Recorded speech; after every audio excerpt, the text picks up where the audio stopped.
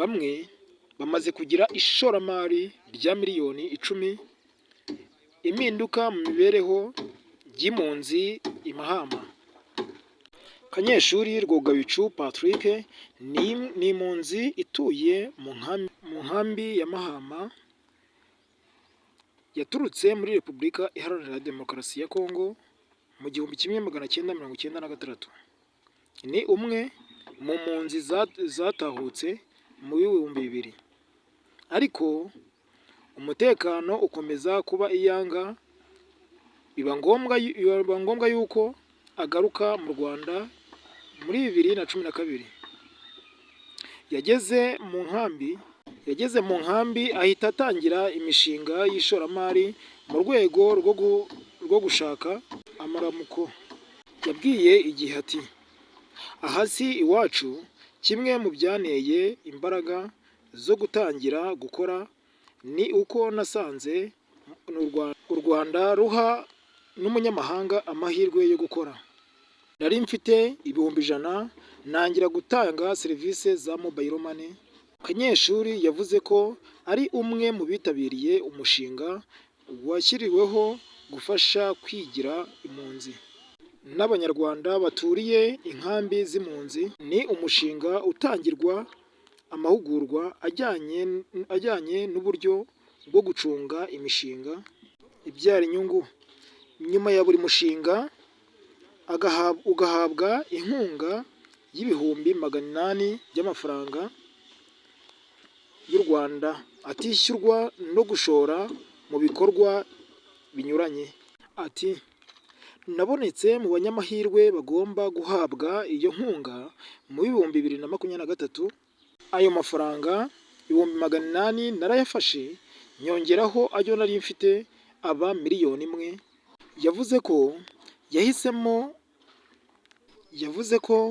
Yahisemo umushinga w'ubworozi bw'inkoko kuko yabonye ko mu nkambi no mu nkengero zayo bagorwa no kubona amagi, kuko byabasabaga kuyagura i Kibungo.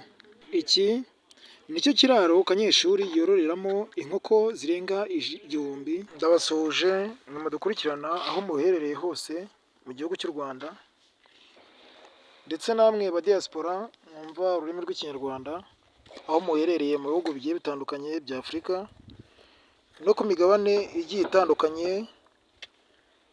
harimo za Aziya, za Oceania, za Amerika, za Katari, hose n'Ubushinwa. Uko imigabane yose igiye ingana, hose tugiye tubafiteho abantu benshi. Mugire amahirwe kandi mugire imigisha. Murabizi ko tubagezaho ibiganiro umunsi kuri ikiganiro. We mushyashya kora subscribe, share and comment kugira ngo ukurikirane ibiganiro byacu aho bicaho hose isa ku yindi. Ati, mu itsinda twashyizwemo nafashemo inguzanyo ya miliyoni, nongeraho n'andi ndagenda ngura imishwi 1,500.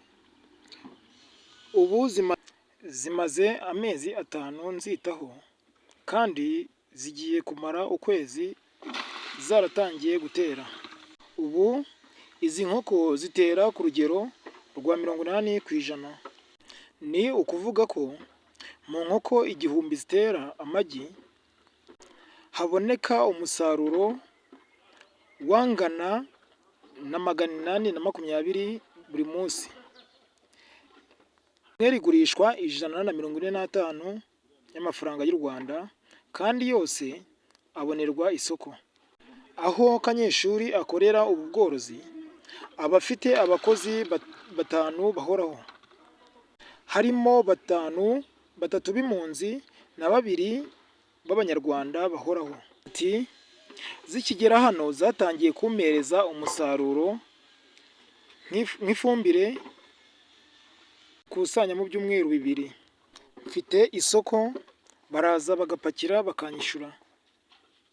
Sinjye gusa wateye imbere, kuko n'umuryango wanjye wateye imbere. Umwana wanjye yiga mu ishuri ryigenga. Urebye tubayeho neza. Amagi yose aterwa n'izi nkoko ahita abonerwa isoko. aho ni ububiko bw'ibiryo by'inkoko za Kanyeshuri. Kanyeshuri yavuze ko ari iterambere we na bagenzi be bamaze kugeraho bakesha ubuyobozi bwiza bw'u Rwanda. Ati urebye amahirwe dufite ntabwo asanzwe. U Rwanda rworohereje buri wese rukamurindira umutekano. Urugero, ubu nkorera hanze y'inkambi kandi ntawe uraza ngo ambuze uburenganzira bwanjye. Dufite umugisha ugereranyije n'izindi nkambi z'impunzi. Nk'ubu undebye ntabwo wamenya ko ndi impunzi uretse stati gusa cyangwa ibyangombwa bindanga gusa. Uretse ubworozi bw'inkoko, Kanyeshuri anakora ubuhinzi.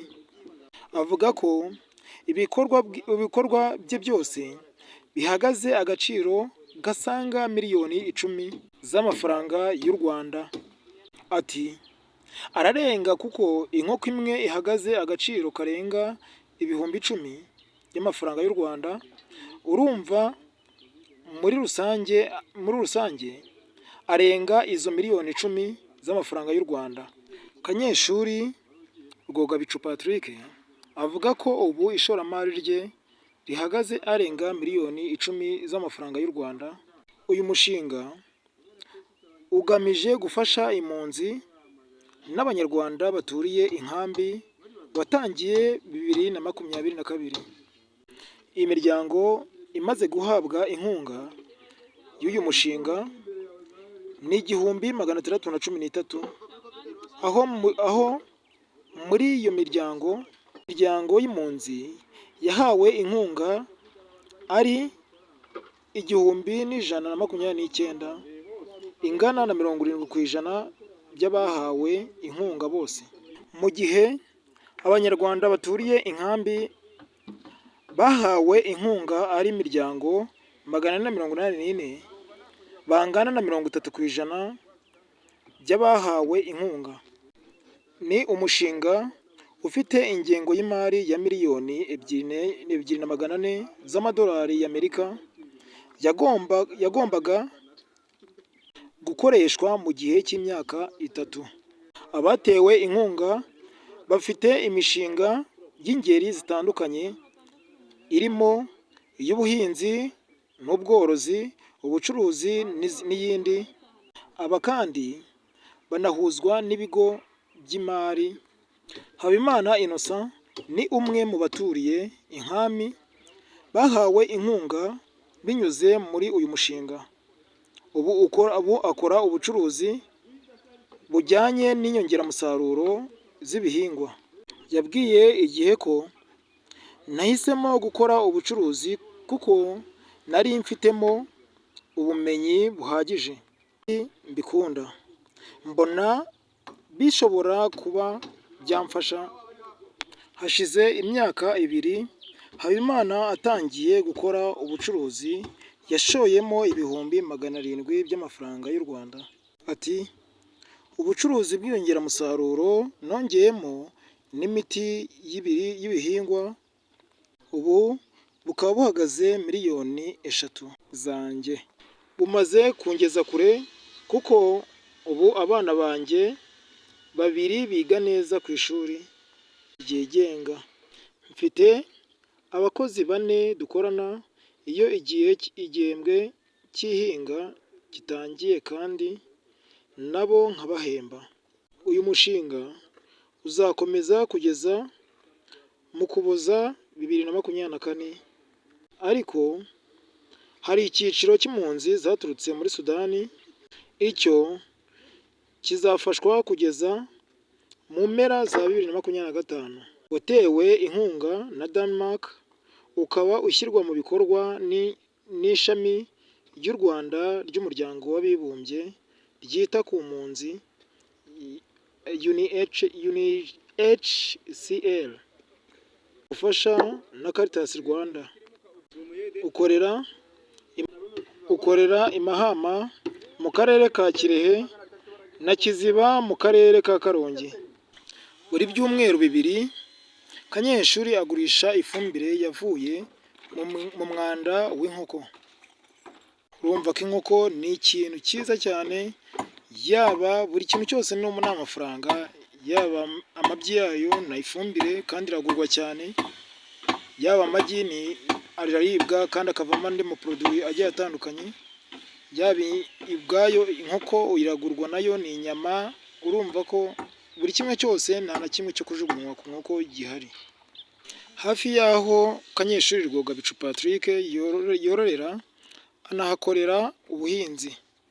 Kanyeshuri yita ku nkoko ze nk'uko bigenda bigaragazwa mu mashusho, urabona ko umushinga arawitondera kandi akagerageza kuzitaho, ni nk'inshuti ze mu muryango we. Nk'uko mubibona kuri iyo shusho yo hejuru, Habimana Innocent ucuruza inyongeramusaruro y'ibihingwa n'imiti yabyo. Hasi Habimana Innocent yavuze ko ubucuruzi bwe buhagaze miliyoni 3. Habimana afite abakozi 4 bamufasha mu bucuruzi mu bihe by'itangira by'igihembwe cy'ihinga.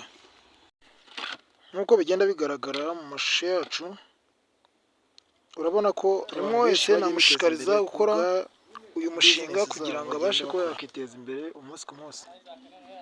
Mbaye mbashimiye mwabashe gutega amatwi kino kiganiro, mugire inyungu muri byo mukora byose kandi mugerageze mwiteze imbere amanywa nijoro. Ntugatinye umushinga ari wese wakubyara inyungu. Icyo ugomba kwirinda gusa ni uguhomba muri wo, naho ubundi byose birashoboka. Iyo wasenze Imana ukayishyira imbere, byose irabikora kandi ikabikora mu buryo bushimishije, ikakuzamura mu buryo wowe utabitekerezaga. Wabonye ko na Isaka yungutse akuka inshuro 100 ibiruta ibyo yahingaga, agenda arushaho kuba umukire kandi umukire cyane.